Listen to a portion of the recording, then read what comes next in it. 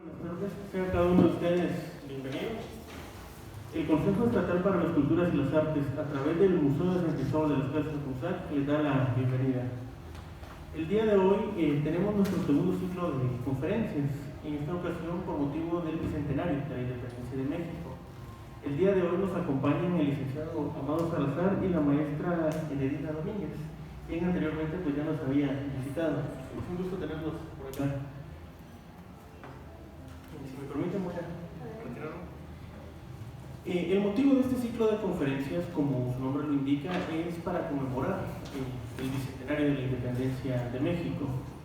En el marco de las celebraciones, el Museo de San Cristóbal pues hace este ciclo de conferencias para, número uno, dar a conocer todos los pormenores del proceso histórico que conllevó a la Independencia de México, pero también hacer una conciencia nacional.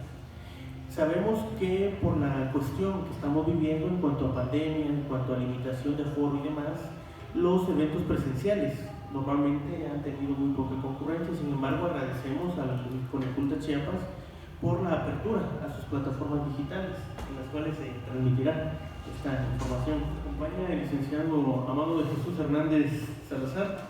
El licenciado Amado es historiador, es escritor, tallerista y divulgador de temas históricos. Es licenciado en Historia por la Universidad de Ciencias y Artes de Chiapas. Ha participado como ponente en diversos congresos, tanto a nivel nacional como estatal, desde el año 2014, y ha publicado en decenas de medios, tanto físicos como digitales. Actualmente coordina el taller de estilo y creación literaria en la Casa de la Cultura del Centro Cultural del Carmen. Licenciado Amado, bienvenido. El micrófono es suyo. Bueno, antes que nada quiero agradecer por el espacio, me siento muy honrado de que me hayan invitado. Un poco del título de esta conferencia, en un primer momento se tituló La lógica de la independencia o una historia que no se cuenta. Creo que para empezar es necesario justificar el título. Entonces estamos hablando de una lógica y por qué decimos que no se habla de ella. Evidentemente no es por desconocimiento, no es por desconocimiento o por diferencia, sino más bien hace falta profundizar en las, vamos a decir, en las relaciones profundas que ameritan un hecho histórico. En ese sentido, y entrando directamente un poco en la materia que nos toca, conviene recordar lo que decía Braudel sobre el derecho histórico. Mucha gente todavía piensa o tiene la creencia de que los historiadores somos gente que se dedica principalmente a recopilar hechos, nombres, biografías, o en su defecto a transcribir documentos tal cual aparecen en el papel. Y esta es una visión que no podemos decir que sea del todo errada, porque ciertamente parte del oficio radica en esto. Sin embargo, también es necesario destacar que la labor del historiador es mucho más compleja y sobre todo se limita, al menos en las últimas décadas, a tratar de ahondar en los procesos históricos de larga y mediana duración que configuran y los que se conforman el hecho histórico. Es decir, vemos el hecho histórico no como un acontecimiento aislado, sino como parte de un conjunto de otros hechos y de procesos que en el conjunto la modificación de uno solo altera la dinámica del resto. Esto como principio nos obliga a situar el movimiento de independencia de México especialmente en todo su contexto, no solo nacional, sino incluso continental y aún global. ¿De qué estamos hablando entonces?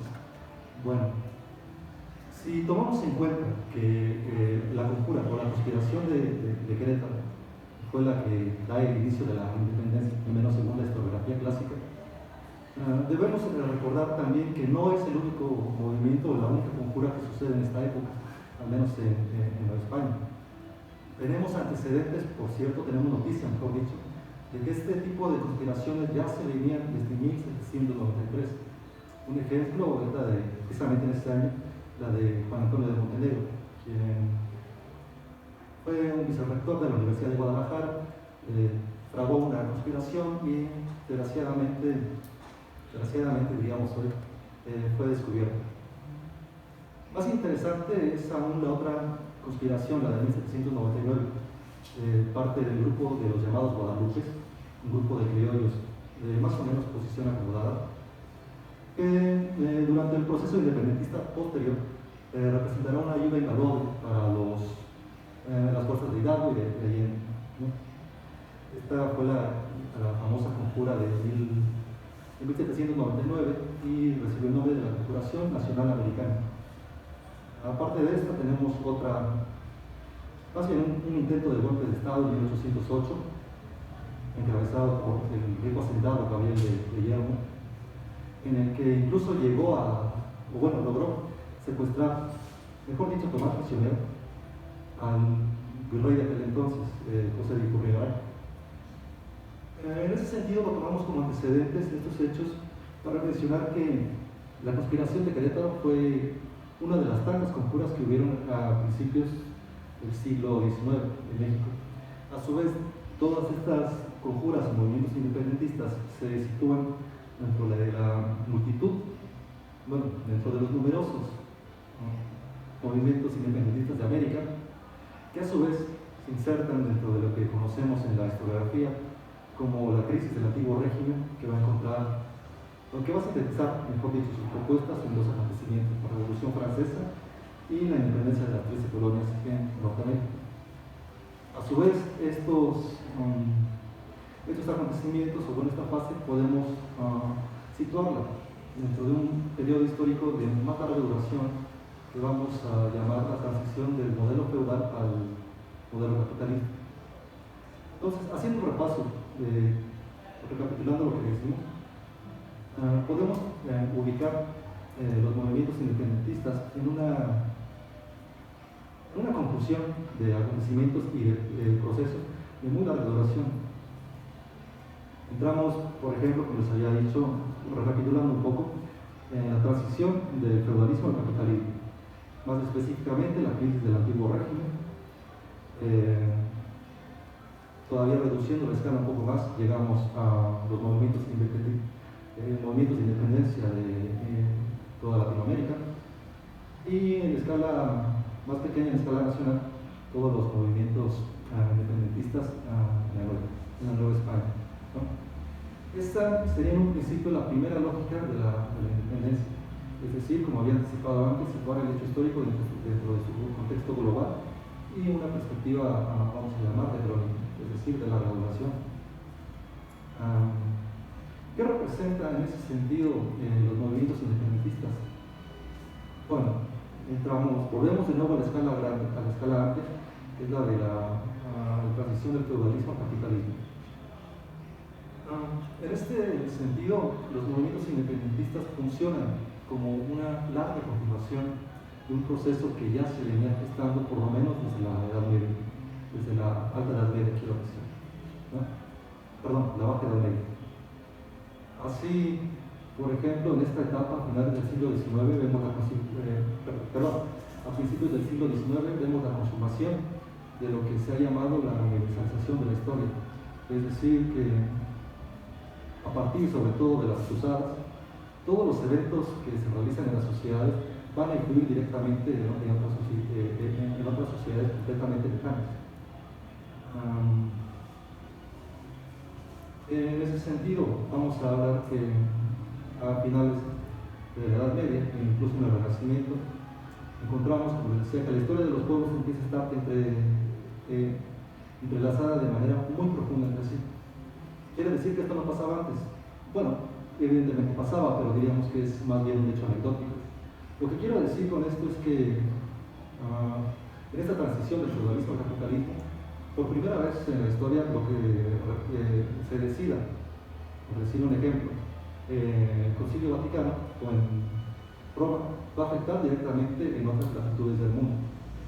Este es un periodo, es un proceso que vamos a encontrar históricamente, que se va agudizando cada vez más, sobre todo hasta llegar a la etapa industrial del capitalismo.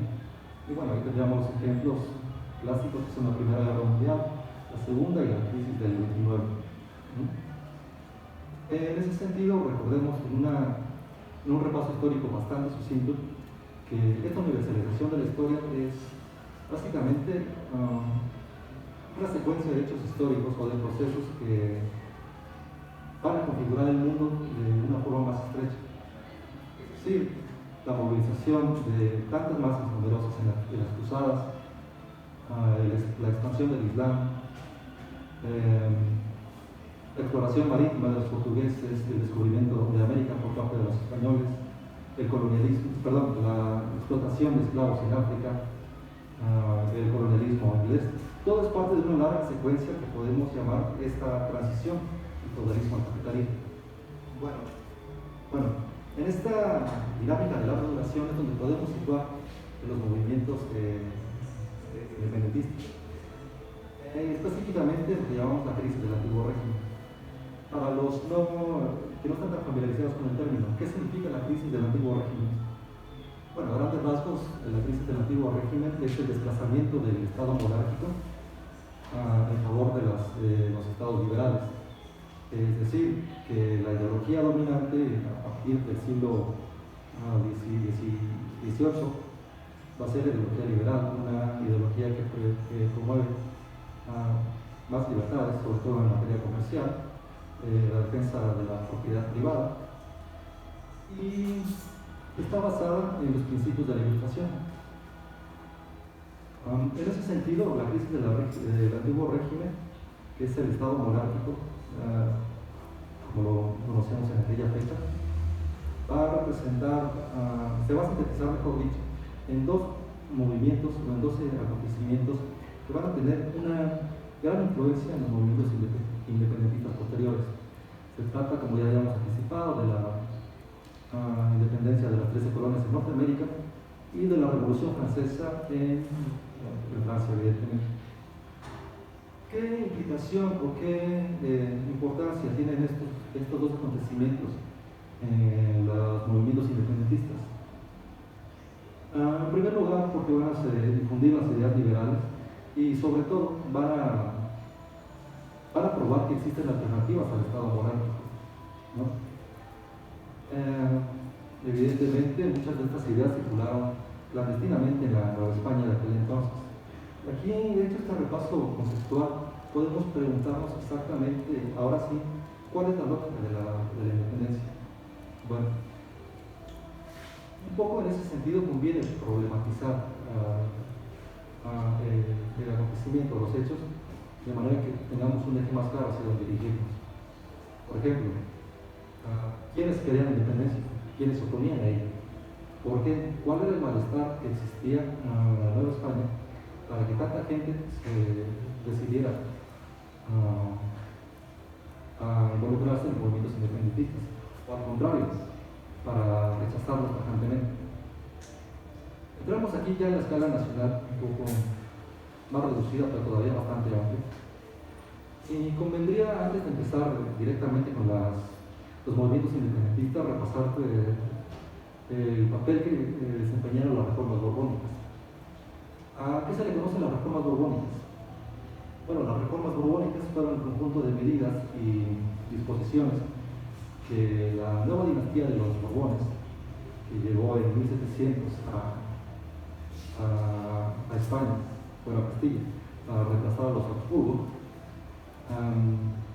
bueno, todas estas medidas fueron destinadas principalmente a centralizar la producción y administración de la Nueva España y sobre todo a simplificarla. Eso es una primera línea. La segunda línea que vamos a tener en cuenta de las reformas borbónicas va a ser el intento de desplazar a la Iglesia, sobre todo a las órdenes regulares, es decir, a los monjes, en favor de construir un Estado más central y que no dependiera tanto de la Iglesia.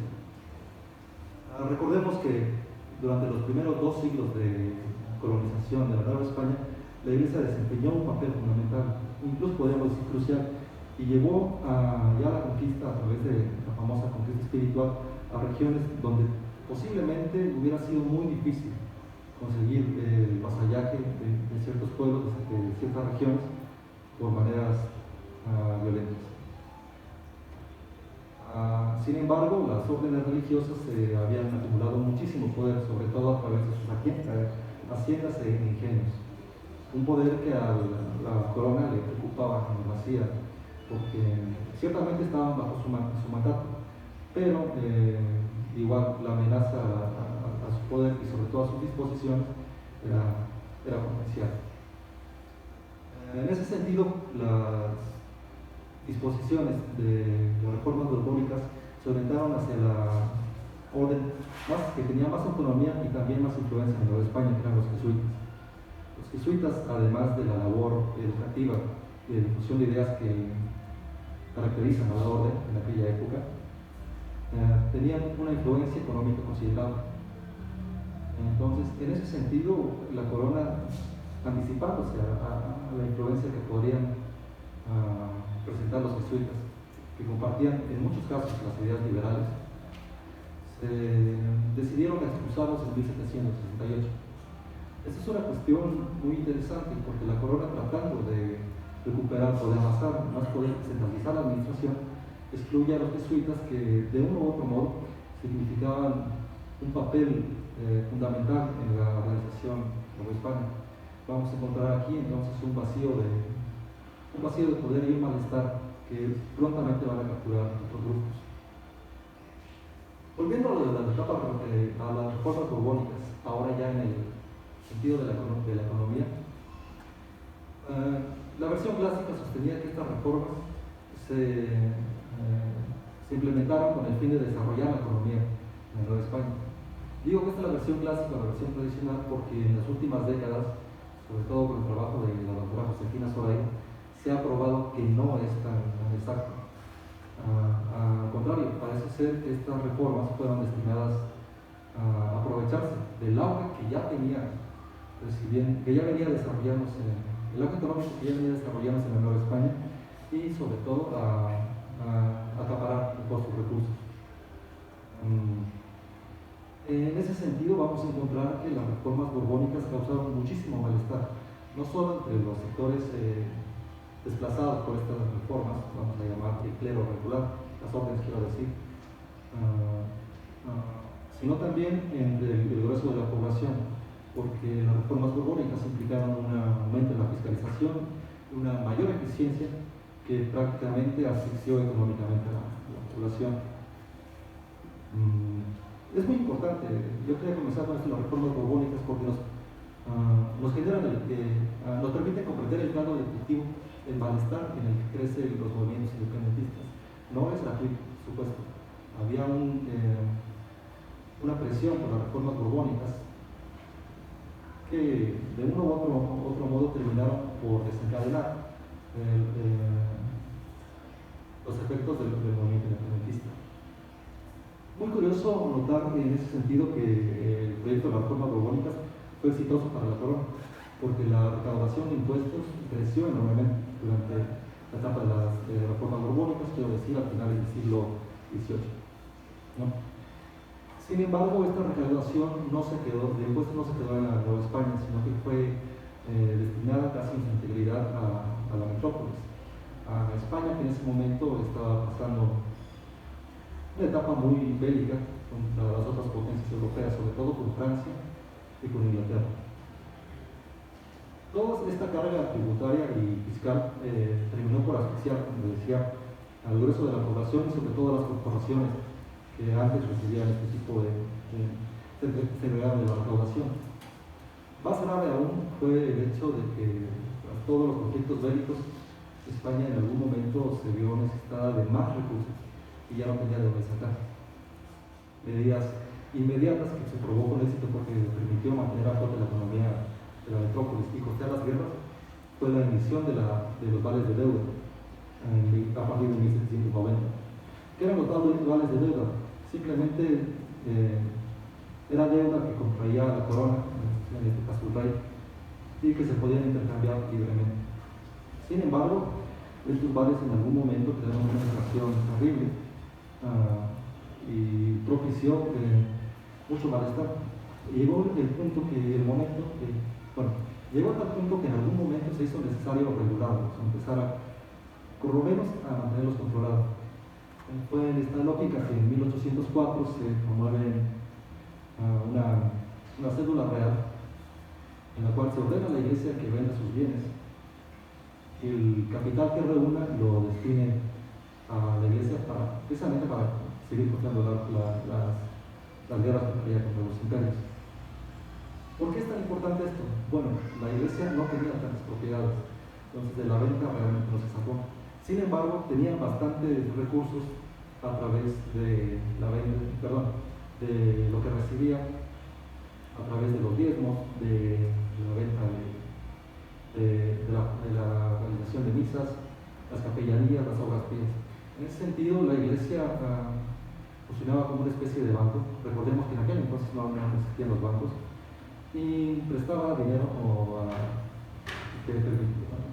prestaba capital a toda la economía novohispana de aquel entonces, rancheros, haciendas, fincas, incluso de comercio.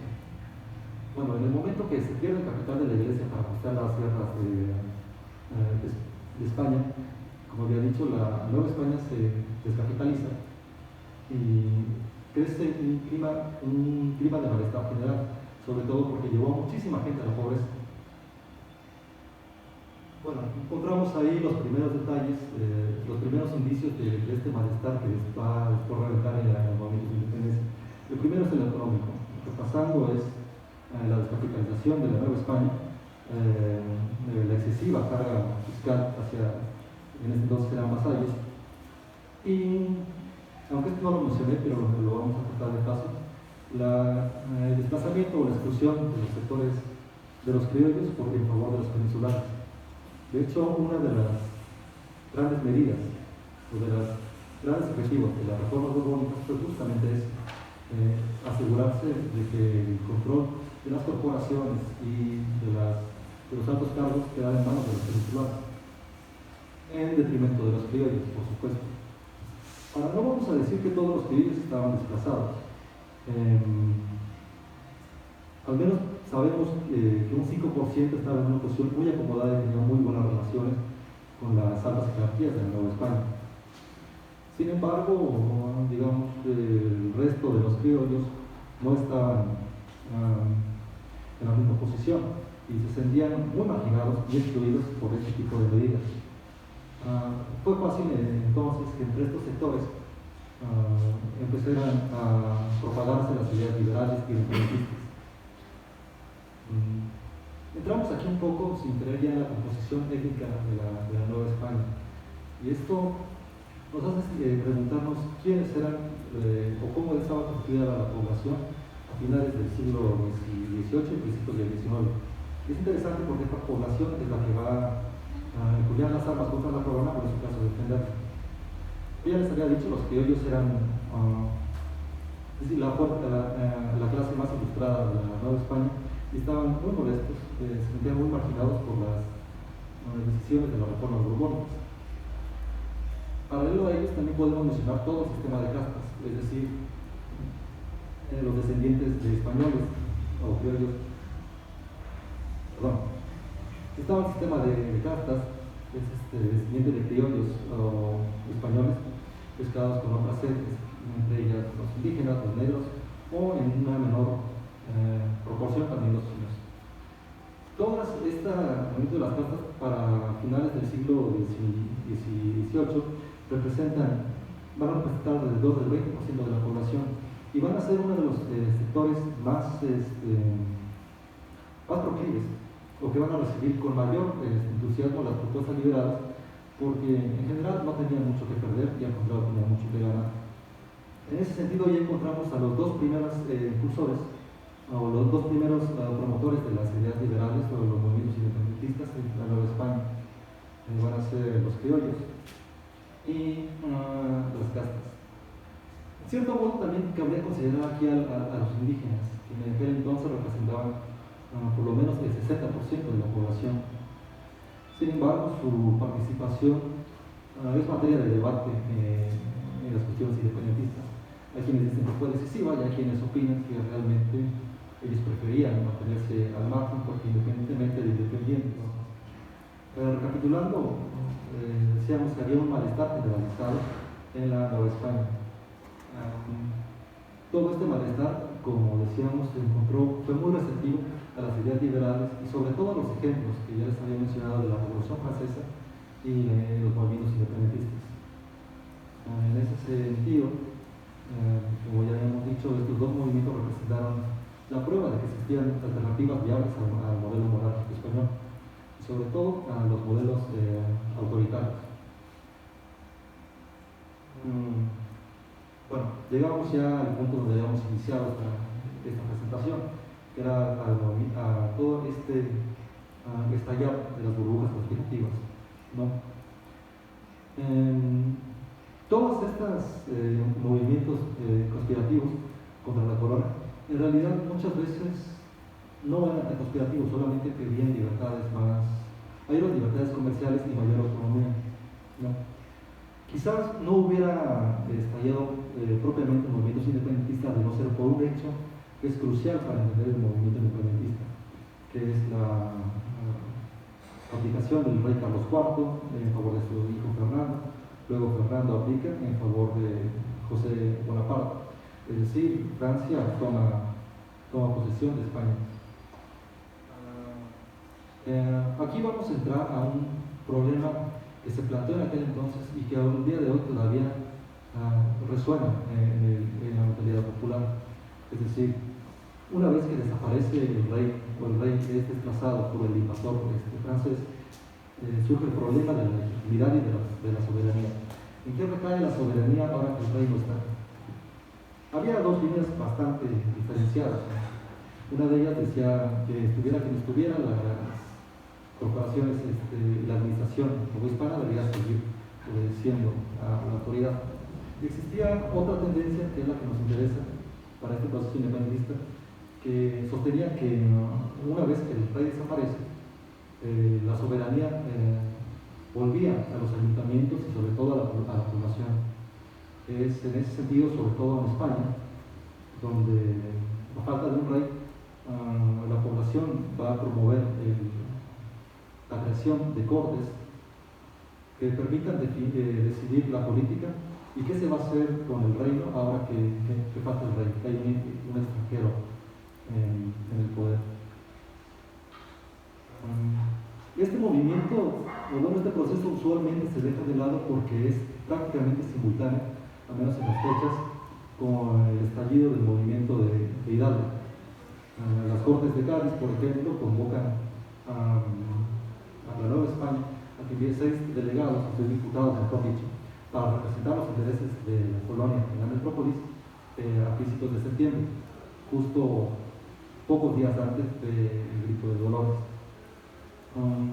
Digo que usualmente se deja de lado lo de las Cortes de Cádiz porque tiene más relevancia, nos enfocamos en el proceso histórico que estaba en la Nueva España. Sin embargo, lo que estaba ocurriendo allá también es muy importante, porque por primera vez en toda su historia, las colonias van a tener representación y van a tener voz y voto en las decisiones que hay en España. Esto va a servir como un antecedente a todos los movimientos independentistas y sobre todo a la formación del Estado-Nación. Al participar en este tipo de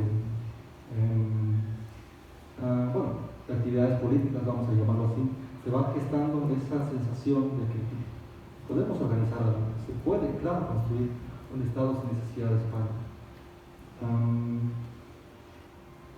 Para ello me voy a saltar a la parte de la independencia y de Dolores porque espero que la maestra Medina lo retome.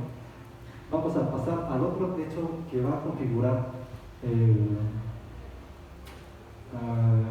antecedentes a la conformación del Estado mexicano, que es la Constitución de Apatzingán de Morelos.